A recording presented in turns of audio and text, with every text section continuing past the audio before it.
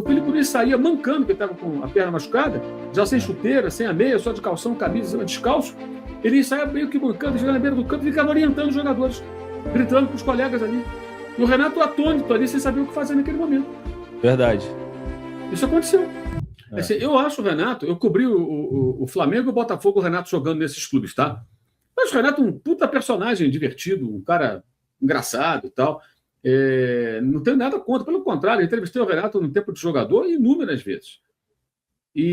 Mas é isso, o Renato, ele virou um técnico dos anos 90 em 2025, 24, sabe? Com pouco conteúdo tático e ainda com essa coisa mais motivacional. Isso não cabe mais, gente.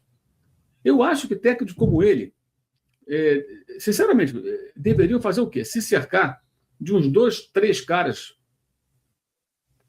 muito bons de dar treino e planejar o jogo. Mas ele tinha, eu acho. Acho que ele tinha, né? Mais ou menos, né? Meio lenda esse negócio que o auxiliar dele era tal. Isso é meio lenda, né? Na época do Grêmio, eu tô falando, não agora. Meio lenda isso aí. O auxiliar dele é meio lenda. Estou falando dos caras pica mesmo, cadê bom? Os 2, 3 auxiliares bons. Um para planejar o jogo, um que sabe dar um bom treino, que sabe planejar um bom treino. Sabe, uma equipe fera e ele só gerenciar. Só gerenciar. Definir com os caras, conversar com os caras.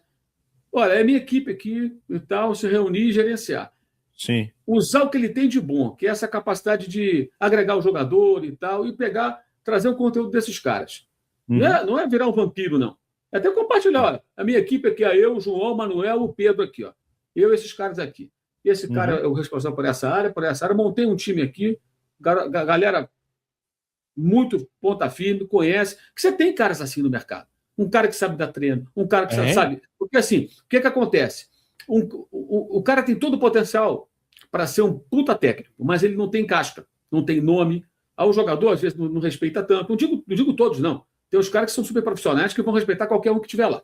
Mas tem uns que não são assim, né? Por que esse moleque aí? Por que esse cara aí? De onde que veio? Aquelas bobagens do chupou laranja com quem, essas coisas. Pô, o cara pode ser bom pra cacete, cara. E ninguém sabe quem é um cara. Mas se ele está na equipe de alguém grande, e o Renato tem tamanho, tem costas largas, é outro papo. Então, eu acho que os técnicos que vão ficando mais defasados, no sentido que eles não conseguem mais acompanhar essa evolução técnico-tática do futebol, deveriam se cercar de pessoas assim. 2, 3 auxiliares, e esses caras vão fazer esse trabalho, ele vai coordenar tudo. E aí usa toda a sua experiência, todo o seu traquejo para lidar com o jogador. E, lógico, ele que vai escalar, ele que vai definir, e ele pode fazer isso com base nas informações que essa galera vai trazer para ele. E aí ele vai fazer um trabalho melhor. E não tem problema nenhum falar, olha, o seu trabalho é muito bom, o que houve com você? É que agora eu tenho uma equipe comigo aqui, só que os caras são fera. É isso. Porque, olha, eu me lembro de uma história, isso tem quase 10 anos.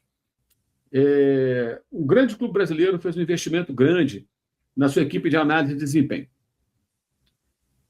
Então tinha uma turma boa lá. Analisar adversário, aquela coisa toda, esmiuçar. Cara, para quem não sabe, o analista de desempenho, ele faz um trabalho super minucioso. Por exemplo, o seu time vai jogar no final de semana contra a equipe X. O cara analisa todos os jogos. O cara vê, por exemplo, bola parada, ofensiva, defensiva, como se comporta, posicionamento, que tipo de marcação que faz, sobe marcação no campo do adversário ou não. Quando faz isso, de que maneira, a função de cada jogador, pontos fortes, pontos fracos. Os caras fazem assim uma tomografia computadorizada, uma ressonância magnética do adversário, assim, esmiuça tudo e entrega. Aí uns relatórios bem contundentes e tal. Um técnico famoso, hein? Bem famoso, ganhou títulos importantes, estava nesse clube, transformou. Isso uma pessoa do clube falou, Mauro, porra, o clube investiu no equipamentos, investiu numa boa equipe de profissionais. Esse cara assumiu o comando, sabe o que ele fez? Transformou a turma da análise de desempenho em meros editores de vídeos, os videozinhos para mostrar para os jogadores. Por quê? Ele e o auxiliar dele não eram capazes. Essa foi a conclusão que essa pessoa chegou e acho que faz todo sentido. Essa pessoa que trabalhava no clube na época, né? Eles não eram capazes de ler e entender os relatórios que eles preparavam, que tinham muita profundidade, tudo, mas não entendiam.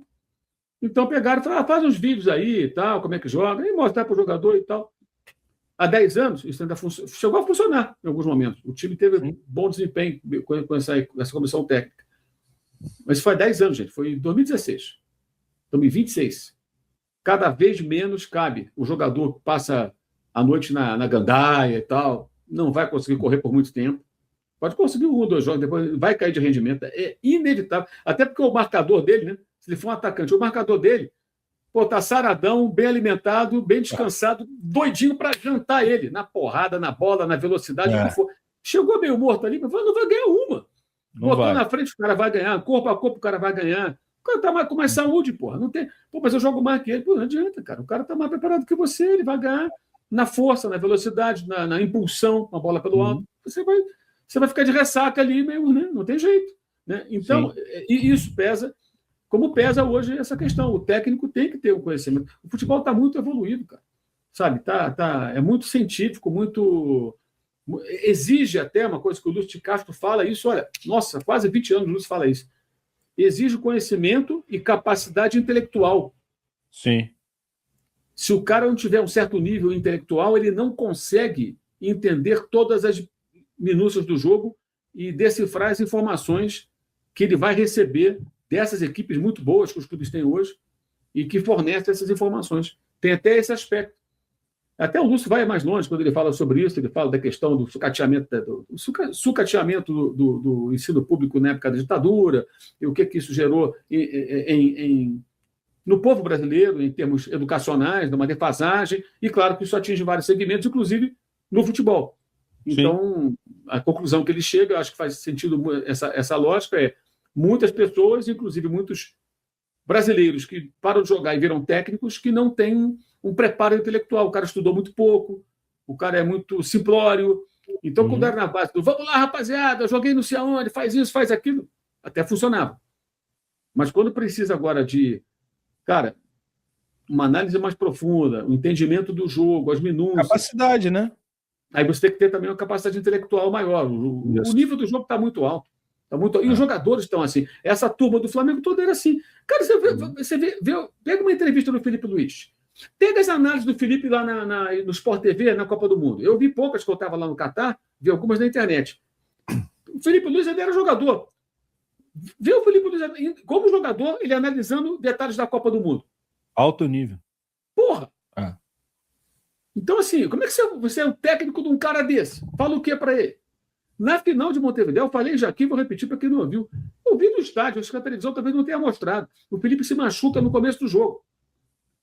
O Palmeiras está vencendo por 1-0, o Flamengo não está jogando bem, o Renato está na beira do campo parado, assim, ele nem gesticulava naquele momento, ficou ali, estava eu e o Bernardo Ramos, um lado do outro. E eles ficam, cacete, o Felipe Luiz saía mancando, porque estava com a perna machucada, já sem chuteira, sem a meia, só de calção, camisa, descalço. Ele saía meio que mancando, chegava na beira do campo e ficava orientando os jogadores, gritando para os colegas ali. E o Renato atônito ali, sem saber o que fazer naquele momento. Verdade. Isso aconteceu.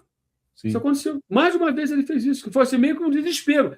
Ele nunca vai falar sobre isso, até por respeito ao Renato, mas eu posso falar. A minha leitura, se eu estiver errado, alguém me corrija. A minha leitura foi, o Felipe ficou tão desesperado de ver o time dele jogando mal e os erros acontecendo, que ele foi lá e tentou ajudar. Foi a estreia dele, né? Estreia dele. Foi a estreia dele. E o gol que abre o placar, eu já falei isso várias vezes, só acontece porque o técnico era o Renato. O Felipe com o Ceni, antes, o Flamengo foi campeão brasileiro, ele ficava muito mais contido. O Isla descia no corredor, o Bruno Henrique fazia o lado esquerdo, e ele, a lateral, como o pessoal chamou de mais construtor, de construção de jogada, de saída de bola. Quase um terceiro zagueiro, às vezes, com os 2 homens da zaga. Sim. Trabalhava mais por dentro, não fazia corredor. Muito difícil. Ele nunca foi um cara de avançar na linha de fundo, sempre foi um cara mais de se juntar os meias, tabelar. O Felipe poderia ser meio campista. Recurso técnico, inteligência, lucidez, jogador muito acima da média. E o Ceni aproveitou, assim, já mais veterano, né? Menos gás, evidentemente, né? Até foi uma fase que ele perdeu até algumas partidas depois. O Ayrton Lucas depois começa a ganhar posição mais adiante, justamente por isso, em dado momento, pela questão física. Né? Ele já estava no final de carreira. O Ceni aproveitou de uma outra função. Quando o Renato entra, aí monta uma linha de 4, que é aquele desse do corredor nas costas dele que tem a jogada. Se o técnico fosse o Ceni ainda, aquela jogada não aconteceria. O Palmeiras poderia até fazer um gol do Flamengo, mas com outra jogada, porque não ia ter aquele buraco ali. Não ia ter mesmo. De jeito nenhum. Não ia ter. Então, você acha o seguinte, o cara para treinar o Felipe Luiz quando ele era jogador, se o cara não tiver conteúdo, capacidade intelectual, vai chegar a falar, o que ele não vai falar, mas o que ele ia pensar? Pô, peraí, cara. O que esse cara vai me acrescentar aqui? Como é que ele vai orientar a gente? E o Felipe não é o único, não. Tem muitos outros jogadores assim, preparados, com nível de entendimento. Estou falando do Felipe porque ele hoje é técnico, né? Então acho que é um exemplo interessante. Mas já dava sinais da sua capacidade, seu entendimento do jogo lá atrás. Lá atrás.